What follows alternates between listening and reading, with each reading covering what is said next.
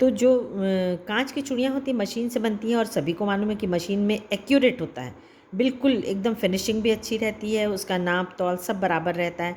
और जो लाख की चूड़ियाँ हाथ से बनाई जाती हैं तो वो फिनिशिंग या फिर कहना चाहिए कि वो मेज़रमेंट और वो सब चीज़ें नहीं रहती जो मशीन में रहती है।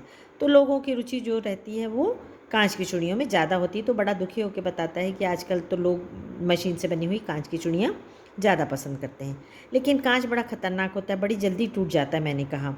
तो लेखक उसको सांत्वना देने के लिए कहता है कि कांच तो लेकिन जल्दी टूट जाता है, नाजुक तो फिर होता ही है लला। कहते कहते उसे खांसी आ गई और वह देर तक खांसता रहा। मुझे लगा उसे दमा है। अवस्था के कारण उसका शरीर ढल चुका था। उसके हाथों पर और माथे पर नसें उभर आई थी। वो बहुत उम्र हो गई थी और लाचारी के कारण उसकी शरीर भी कमज़ोर हो चुका था। और दमा एक बीमारी होती है जिसे अस्थमा हम इंग्लिश में कहते हैं, जिसमें बहुत खांसी आती है, तो शायद उसे वो बीमारी हो गई थी। जाने कैसे उसने मेरी शंका भांप ली मतलब समझ गया और बोला, दमा नहीं है मुझे, फसली खांसी है, यही महीने 2 महीने से आ रही है, 10-15 दिन में ठीक हो जाएगी। मैं चुप रहा। मुझे लगा उसके अंदर कोई बहुत बड़ी व्यथा छिपी है। व्यथा मतलब दुख। मैं देर तक सोचता रहा कि इस मशीनी युग ने कितने हाथ काट दिए हैं। कुछ देर फिर शांति रही जो मुझे अच्छी नहीं लगी। लेखक का हाथ काटने से मतलब है कि लोगों का रोजगार छिन गया है। मशीन आने से क्या हो गया है, जो लोग हाथ से चीज़ें बनाते थे, जैसे हाथ से कपड़े बनते हैं, खिलौने बनते हैं और चटाइयाँ बनती हैं, टोकरियाँ बनती हैं, तो उसी तरीके से चूड़ियाँ बनती हैं, तो ये सब चीज़ें मशीन आने से धीरे धीरे ख़त्म होने लगा। आम की फसल अब कैसी है काका? कुछ देर पश्चात मैंने बात का विषय बदलते हुए पूछा। तो लेखक को लगता है कि शायद ये जो कांच और लाख का विषय है उसे उसका मन और भारी हो गया है बदलू काका का। तो उनका मन दूसरी तरफ ले जाने के लिए वो दूसरी बात करते हैं कि अब इस बार खेती बाड़ी कैसी हुई। अच्छी है लला, बहुत अच्छी है, उसने लहक कर उत्तर दिया। लहक कर मतलब खुश होकर। और अंदर अपनी बेटी को आवाज़ दी, अरे रज्जो, लला के लिए आम तो ले आ। और फिर मेरी ओर मुखातिब होकर बोला, मुखातिब मतलब उनकी तरफ देखकर, माफ़ करना लला, तुम्हें आम खिलाना भूल गया था। नहीं नहीं काका, आम तो इस साल बहुत खाए हैं।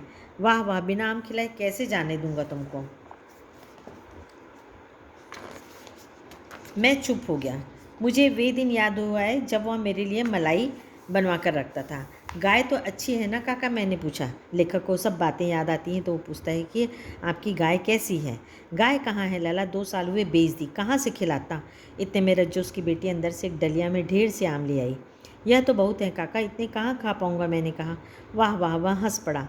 शहरी ठहरे ना, मैं तुम्हारी उम्र का था तो इसके चौगने आम एक बखत में खा जाता था। बखत मतलब एक टाइम में। आप लोगों की बात और है, मैंने उत्तर दिया।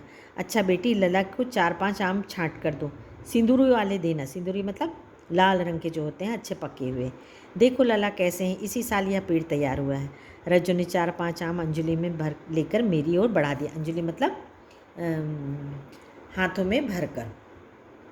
आम लेने के लिए मैंने हाथ बढ़ाया तो मेरी निगाह एक क्षण के लिए उसके हाथों पर ठिठक गई। गोरी गोरी कलाइयों पर लाख की चूड़ियाँ बहुत ही फब रही थी। फब रही थी मतलब सुंदर, उसकी लड़कियों के हाथ, उसकी बेटी के हाथ में। बदलू ने मेरी दृष्टि देख ली और बोल पड़ा, यह आखिरी जोड़ा बनाया था। वो कहता है कि ये जो चूड़ी है वो मेरे जीवन की आखिरी है। जमींदार साहब की बेटी के विवाह पर 10 आने पर मुझे दे रहा था। मैंने जोड़ा नहीं दिया, कहा शहर से ले आओ। उसको अच्छा नहीं लगा कि वो इतने सस्ते में उसे भेज दें। मैंने आम ले लिया और खाकर थोड़ी देर पश्चात चला गया।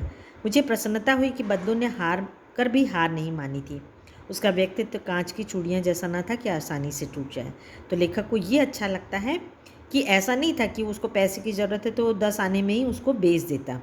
वो बहुत आत्मसम्मान था, उसको स्वाभिमान था, तो वो हारने के बाद भी, मशीन आने के बाद भी हार नहीं मानता है और अपनी चूड़ियों को जो बनाया आखिरी जोड़ा रहता है वो अपनी बेटी को पहना देता है। तो इसके क्वेश्चन आंसर हम आपको पीडीएफ में देंगे। कहानी से आगे जैसा हम हमेशा डिस्कस करते थे इसमें भी है, तो हम देखते हैं कि क्या क्वेश्चन है। आपने मेले बाजार आदि में हाथ से बनी चीज़ों को बिकते देखा होगा। आपके मन में किसी चीज़ को बनाने की कला सीखने की इच्छा हुई हो और आपने कोई कारीगरी सीखने का प्रयास किया हो तो उसके विषय में लिखिए। तो हैंडीक्राफ्ट बोलते हैं जिसको, हाथ से बनी हुई चीज़ें। यदि आपने भी बनाया हो तो उसका आप एक पैराग्राफ में लिखेंगे। हर कोई कभी ना कभी कोई ना कोई चीज़ बनाता है। हमारे यहाँ प्रोजेक्ट वर्क दिया जाता है और ड्राइंग में भी बहुत सारी क्राफ्ट की चीज़ें सिखाई जाती हैं। वेस्ट आउट ऑफ बेस्ट आप भी बनाते हैं, तो उसके बारे में आप यदि बनाए होंगे तो एक पैराग्राफ लिखेंगे। सेकंड है, लाख की वस्तुओं का निर्माण भारत के किन किन राज्यों में होता है? लाख से चूड़ियों के अतिरिक्त क्या क्या चीज़ें बनती हैं, याद कीजिए। तो आप पता करेंगे कि भारत में कौन कौन सी जगह। सबसे पहले तो आप ये पता लगाएंगे कि लाख बनता कैसे है। सबसे पहले मुझे एक 4-5 लाइन में ये आंसर चाहिए कि लाख कहाँ से बनता है। जैसे कांच कैसे बनता है, वो तो आप जब साइंस पढ़ेंगे तब आप पढ़ेंगे कि कांच का किस तरह से बनता है, लेकिन लाख कहाँ से पाया जाता है ये लिखेंगे। और लाख की चूड़ियों के अतिरिक्त और क्या क्या बनाया जाता है। अनुमान और कल्पना। घर में मेहमान आने पर आप उसका अतिथि सत्कार कैसे करेंगे, स्वागत कैसे करेंगे? आपको छुट्टियों में किसके घर जाना सबसे अच्छा लगता है, वहाँ की दिनचर्या अलग कैसे होती है? तो गर्मी की छुट्टियों में आपको सबसे अच्छा कहाँ लगता है, वहाँ की दिनचर्या कैसे होती है, ये आप बताएंगे। मशीनी युग में अनेक परिवर्तन आए दिन होते रहते हैं। आप अपने आसपास से इस प्रकार के किसी परिवर्तन का उदाहरण चुनिए और उसके बारे में लिखिए। तो मशीनी युग में बहुत से परिवर्तन होते हैं, और क्या क्या परिवर्तन होते हैं ये हम आपको ये क्वेश्चन का आंसर खुद लिखाएंगे। तो उम्मीद है कि आपको लेसन अच्छा भी लगा होगा, समझ में भी आया होगा। Thank you.